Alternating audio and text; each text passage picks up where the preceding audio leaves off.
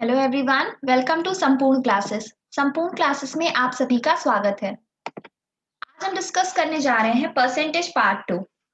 Session start करने से पहले मैं आप सभी से बोलूंगी, please like and subscribe our channel and click on bell icon ताकि आपको चैनल के अपकमिंग वीडियोस के अपडेट्स मिलते रहें।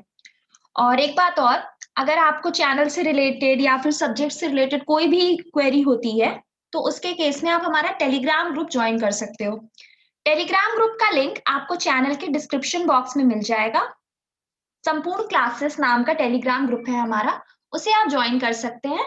वहां पे हम आपके डाउट्स को क्लियर करने की पूरी कोशिश करते हैं। चलिए, कि जिसने भी पार्ट 1 ना देखा हो परसेंटेज का, पहले आप पार्ट 1 देख लीजिएगा, उसके बाद में फिर हम पार्ट 2 का की क्लास को देखिए, जिससे कि आपको प्रॉपरली कंसेप्ट्स क्लियर होंगे। चलो, कल हमने 4th क्वेश्चन तक डिस्कस कर लिया था। आज हम 5th क्वेश्चन से स्टार्ट करते हैं। ये क्वेश्चन यूपीएससी सीसैट में पूछा हुआ क्वेश्चन है। चलिए, अब इसका सोल्यूशन देखते हैं। जैसा कि कल मैंने आपको बताया था कि पढ़ने का तरीका ये होगा, क्योंकि ये रिकॉर्डेड सेशन है तो आप एक काम करेंगे, जब मैं क्वेश्चन कोई देती हूँ आप उसे पॉज कर दीजिए वीडियो को, और 1 से 2 मिनट का टाइम लेकर के पहले उसे खुद सॉल्व करिए।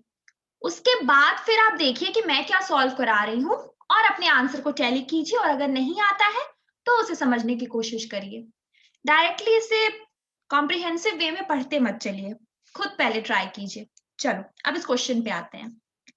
अनीता's mathematics test has 70 problems carrying equal marks. 70 marks का 70 प्रॉब्लम्स हैं, जिसमें कि 3 सेक्शन है, 10 arithmetic, 30 algebra and 30 geometry. Sections ऐसे हैं, 10 है आपका अरिथमेटिक, 30 है अलजेब्रा और 30 है ज्योमेट्री। आगे क्या कह रहा है इसमें, although she answered 70% of the arithmetic. इन 10 में से अनीता ने अर्थमेटिक में 70% का आंसर दिया, यानी कि कितने आंसर दिए होंगे उसने, 10 into 70 अपॉन 100, यानी कि उसने 7 प्रॉब्लम्स का आंसर किया। ठीक, अगली लाइन है 40% ऑफ द एल्जेब्रा। 30 प्रॉब्लम्स अगर एल्जेब्रा की हैं तो इसमें से उसने कितनी प्रॉब्लम्स आंसर की, 40%। दैट मीन्स 30 into 40 अपॉन 100, कितनी प्रॉब्लम्स उसकी हुई, 12। अगली लाइन में लिखा है 60% of the geometry problems answered correctly. इस 30 में से उसने 60% को सही आंसर दिया, यानी कि 30 into 60 अपॉन 100, यानी कि टोटल हुई 18 problems. She did not pass the test because she got less than 60% marks. Then you have to find out the number of more question she would have to answer correctly to earn a 60% passing marks. तो चलो पहले इस question में ये देख लेते हैं कि कितने मार्क्स उसने ऑब्टेन किए, क्योंकि इसमें पहली लाइन क्या मेंशन है, पहली लाइन में लिखा है कि each problem carries equal marks. तो सबसे पहले हम देख लेते हैं उसने कितने मार्क्स मिले हैं। इन तीनों को अगर हम ऐड कर दें, अलग अलग सेक्शनल मार्क्स को, यानी कि अर्थमेटिक, अलजेब्रा और ज्योमेट्री, अगर हम तीनों को ऐड कर दें तो हमें पता चल जाएगा कि अनीता को इस एग्जाम में कितने मार्क्स मिले थे। तो देखते हैं पहले उसे कितने मार्क्स मिले हैं। उसे मिलेंगे, ऐड करेंगे 37 मार्क्स। अब क्या इस क्वेश्चन में पूछ रहा है कि हमें पता करना है कि 60% मार्क्स, 60% अगर पासिंग मार्क्स है और उसने 37 क्वेश्चन का आंसर दिया है, तो उसे कितने और क्वेश्चन का सही आंसर देना चाहिए जिससे वो इस एग्जाम को पास कर पाए। तो क्या हम यहां से पासिंग मार्क्स ऑब्टेन कर सकते हैं? डेफिनेटली कर सकते हैं। टोटल हमें पता है 70 है और पासिंग मार्क्स क्या है, 60%। दैट मीन्स 70 into 60 अपॉन 100, कितना हो जाएगा पासिंग मार्क्स, 42। 42 है पासिंग मार्क्स और उसे कितने मार्क्स मिले हैं 37, यानी कि हम इन दोनों का डिफरेंस ले लें। कितना होगा इन दोनों का difference 5। So the right answer is B. यानी कि अगर अनीता 5 और क्वेश्चन इस एग्जाम में सही कर दे तो वो इस एग्जाम को पास कर लेगी और उसे 60% मार्क्स मिल जाएंगे। ओके, चलो नेक्स्ट प्रॉब्लम पे आते हैं। A student multiplied a number by 2/5 instead of 5/2. Then you are supposed to calculate what is the percentage error in evaluation. ये निकालना है आपको। तो देखो, इस तरीके की प्रॉब्लम्स जब भी आए, ये प्रॉब्लम एग्जैक्टली बहुत ज्यादा इजी है, बट डेटा इंटरप्रिटेशन में इस टाइप के स्टेटमेंट्स कई बार आते हैं, इसलिए हम इस प्रॉब्लम को डिस्कस बस इस मोटिव से कर रहे हैं कि हमें ये पता चल जाए कि हमें रेफरेंस कैसे फाइंड आउट करना है। जब भी आपको परसेंटेज इंक्रीज, परसेंटेज डिक्रीज या फिर परसेंटेज एरर, इनमें से कुछ भी निकालना हो तो हमेशा याद रखना न्यूमरेटर में क्या रहता है, आप हमेशा डिफरेंस लेते हो। जो भी दो वैल्यूज हैं उनका डिफरेंस आप न्यूमरेटर में लेंगे और डिनोमिनेटर में हमेशा कंसीडर किया जाता है रेफरेंस। अब आप पूछेंगे हमें रेफरेंस कैसे पता चलेगा। जरा इस प्रॉब्लम को ध्यान से पढ़िए, इसमें क्या लिखा हुआ है, a student multiplied a number by 2/5 instead of 5/2। यानी कि उस स्टूडेंट को क्या करना था, उसको मल्टीप्लिकेशन करना था 5/2 से, लेकिन उसने कर किससे दिया 2/5 से। यानी कि इस केस में रेफरेंस क्या हुआ, मूल इसमें क्या हुआ 5/2 एग्जैक्टली, क्योंकि उसे सारा कैलकुलेशन 5/2 के रिस्पेक्ट में करना था, इसलिए इसमें रेफरेंस हो जाएगा 5/2 और इन दोनों का डिफरेंस आप ले लेंगे न्यूमरेटर में। चलो अब इस वैल्यू को सब्स्टिट्यूट करते हैं, 5/2 माइनस ऑफ 2/5, डिफरेंस और रेफरेंस क्या है 5/2, इसको सब्स्टिट्यूट कर दो अपॉन 5/2 इंटू 100। इसको कैलकुलेट कर लीजिए, जो भी कैलकुलेट करने के बाद आपको मिलेगा वही इसका राइट आंसर है। कैलकुलेशन के बाद आपको मिलेगा I think 84%, that means right answer is C. चलो अब नेक्स्ट प्रॉब्लम पे आते हैं, प्रॉब्लम नंबर 7। ये गेट 2019 सिविल इंजीनियरिंग के क्वेश्चन पेपर में पूछी हुई प्रॉब्लम है। चलिए अब इस प्रॉब्लम को हम सॉल्व करते हैं। The population of state X increased by X% and the population of state Y increased by Y% from the year 2001 to 2011. Assume that X is greater than Y. Let P be the ratio of population of state X to state Y in the given year. Then you are supposed to calculate the percentage increase in P from the year 2001 to 2011. Step by step चलेंगे तो हमारी problem आसानी से solve हो जाएगी। ठीक, चलो 2 years दिए हुए हैं हमें, 2001 एंड 2011, 2 इयर्स दिए हैं। चलो पहली लाइन क्या लिखी है, population of state X increased by X%। ठीक, अच्छा ये बताओ स्टेट X की पॉपुलेशन 2001 से 2011 में बढ़ती है X% से, तो इसमें रेफरेंस क्या होगा, रेफरेंस ये डेफिनेटली 2001 होगा, क्योंकि 2001 से वो बढ़ के 2011 में किसी क्वांटिटी से बढ़ रही है, X% से बढ़ रही है, तो रेफरेंस यहाँ पे क्या आएगा 2001 और न्यूमरेटर में क्या लेंगे इन दोनों का डिफरेंस। चलिए अब इसे फॉर्मुलेट करते हैं। According to the statement X is equals to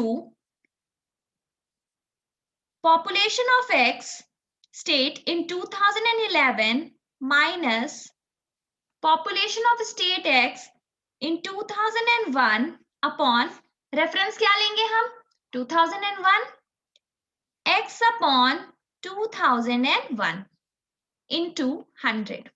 थोड़ा और सिंप्लीफाई करते हैं इसे, x by 100 is equals to x 2011 upon x 2001 minus of 1. Minus 1 को आप LHS पार्ट में ले आइए. You are going to get x by 100 plus 1 is equals to x 2011 upon x 2001. ये हो गई आपकी इक्वेशन नंबर 1. अच्छा, दूसरी लाइन में क्या लिखा है? Population of state Y increased by Y% from 2001 to 2011. तो अगर हमें Y का इंक्रीज निकालना है स्टेट Y में पॉपुलेशन का, तो हम एक काम करें, इक्वेशन 1 में जहां जहां x था वहां हम y सब्स्टिट्यूट कर दें, तो हमें स्टेट y के लिए इक्वेशन मिल जाएगी. अदरवाइज अगर ज्यादा कंफ्यूजन हो, पूरी इक्वेशन बनाइए, जहां जहां मैंने x लिखा है वहां वहां y लिखिए. यहाँ y कर दो, यहाँ y कर दो, यहाँ भी y और यहाँ भी y. उसके बाद जो आपको इक्वेशन मिलेगी वो भी आपको सेम ही मिलने वाली है. मैं क्या करने जा रही हूँ, मैं x की जगह पे सिंपली y रख दूंगी. हमें मिलेगा y by 100 plus 1 is equals to x 2011 upon x 2001. ये हो गया आपका इक्वेशन नंबर 2. ठीक है, फिर नेक्स्ट लाइन में लिखा है let p be the ratio of population of x to y in a given year. तो आपको निकालना है percentage increase in p from 2001 to 2011. अब हम डायरेक्टली देखते हैं प्रॉब्लम में हमें निकालना क्या है. Percentage increase in p from the year 2001 to 2011. क्या होगा ये? p 2011 minus p 2001 upon p 2001. इसे थोड़ा और सिंप्लीफाई करिए. p 2011 अपॉन p 2001 माइनस ऑफ 1. ये इंटू 100 भी होगा. यहाँ पे परसेंटेज कैलकुलेट करना है, इसलिए आप परसेंटेज में इंटू 100 भी रखोगे. अच्छा, ये लाइन पढ़ो. इस लाइन में क्या लिखा हुआ है? Let P be the ratio of population of state X to state Y in the given year. यानी कि P किसी भी ईयर में, कोई भी ईयर हो सकता है आपका 2001, 2009, 2011, जो भी ईयर हो, उसमें स्टेट X की पॉपुलेशन और स्टेट Y की पॉपुलेशन का रेशियो है. यानी कि अगर हम P 2011 की बात करें तो हम उसे क्या लिख सकते हैं? इसे हम लिख सकते हैं x 2011 upon x 2001, sorry x 2011 upon y 2011. ये लिख सकते हैं हम. सिमिलरली आप p 2001 को लिख सकते हो x 2001 upon y 2001. ठीक है, अब ये दोनों इसमें सब्स्टिट्यूट करते हैं और देखते हैं क्या मिल रहा है हमें. दोनों को सब्स्टिट्यूट किया हमने तो हमें मिला x 2011 upon y 2011 into y 2001 upon x 2001 minus of 1 into 100. ये मिला हमें. अच्छा, जरा इस इक्वेशन को ध्यान से देखिए. इस इक्वेशन में एग्जैक्टली क्या दिया हुआ है आपको? x 2011 x 2001. इक्वेशन नंबर 1 में हमें इसकी वैल्यू पता है, यहां से सब्स्टिट्यूट कर दीजिए. वैल्यू हो जाएगी आपकी x by 100 plus 1. Okay, similarly दूसरा टर्म देखिए, ये है आपका y 2001 अपॉन y 2011. यहां से हमें पता है कि y 2011 अपॉन y 2001 की वैल्यू है y by 100 प्लस 1. तो सिमिलरली हम इस वैल्यू को भी सब्स्टिट्यूट कर सकते हैं.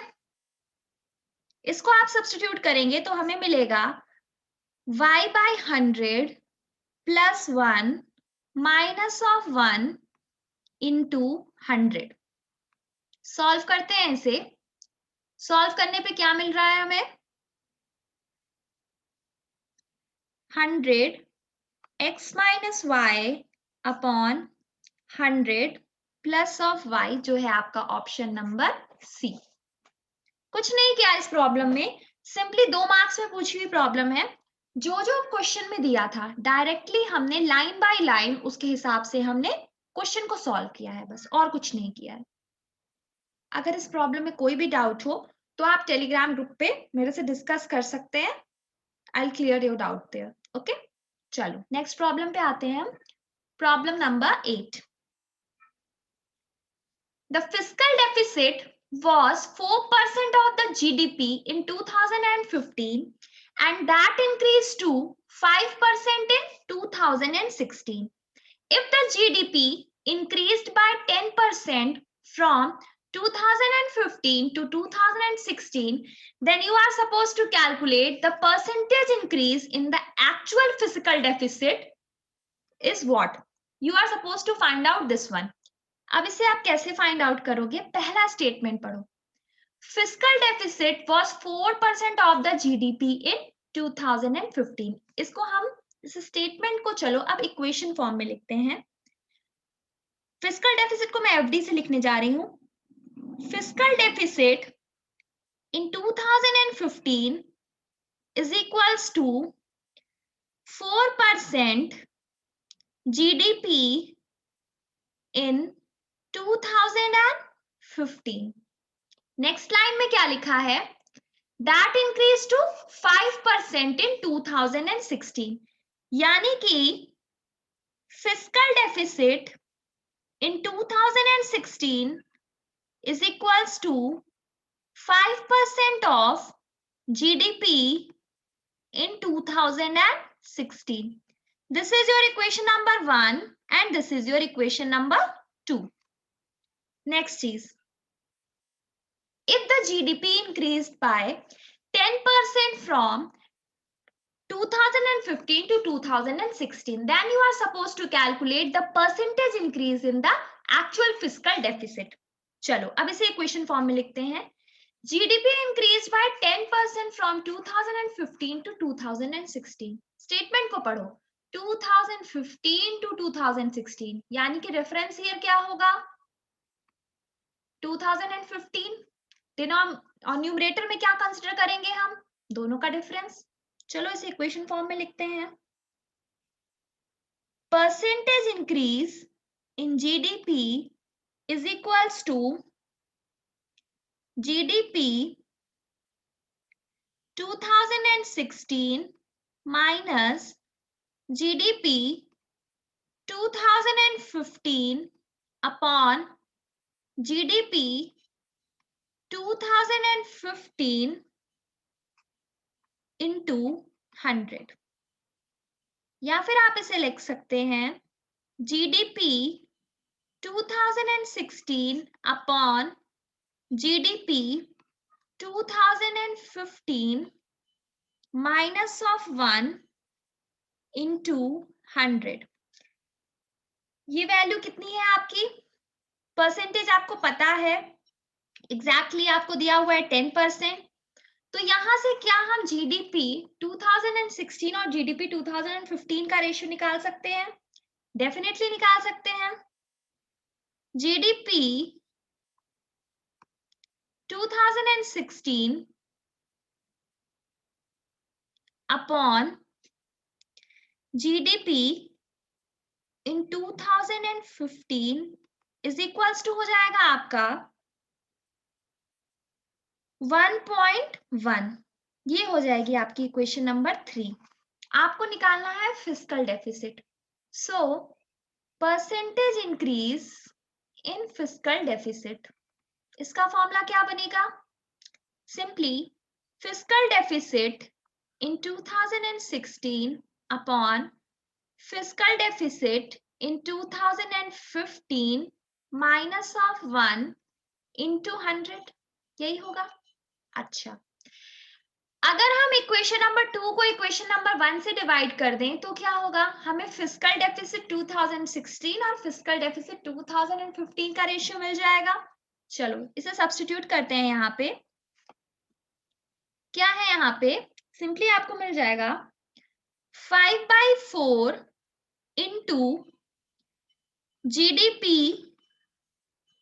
2016 upon GDP 2015 minus of 1 into 100। अच्छा, जरा इक्वेशन नंबर 3 देखिए।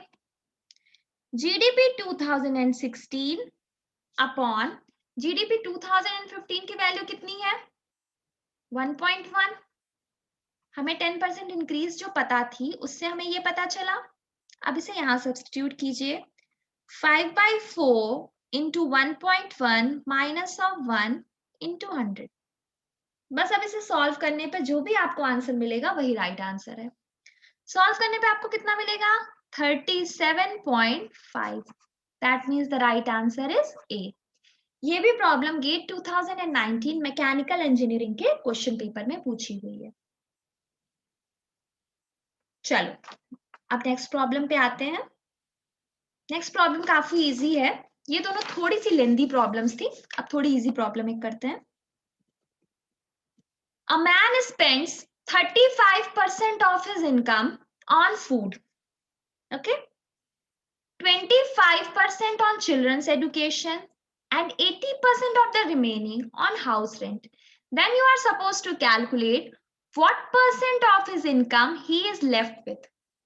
ठीक है, चलो सबसे पहले हम डेटा नोट करते जाते हैं। कोई पर्सन है, उसने फूड पे कितना परसेंट इन्वेस्ट किया, 35%। एजुकेशन पे उसका इन्वेस्टमेंट है 25%। तो यानी कि उसका अभी तक कितना एक्सपेंडिचर है, 60%। इसके बाद ये जो 60% है इसमें लिखा हुआ है 80% of the remaining on house rent.